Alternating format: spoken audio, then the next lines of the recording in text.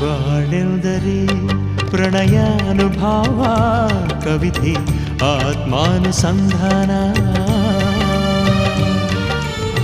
ನೆನಪೆಂದರೆ ಮಳೆಬಿಲ್ಲ ಛಾಯೆ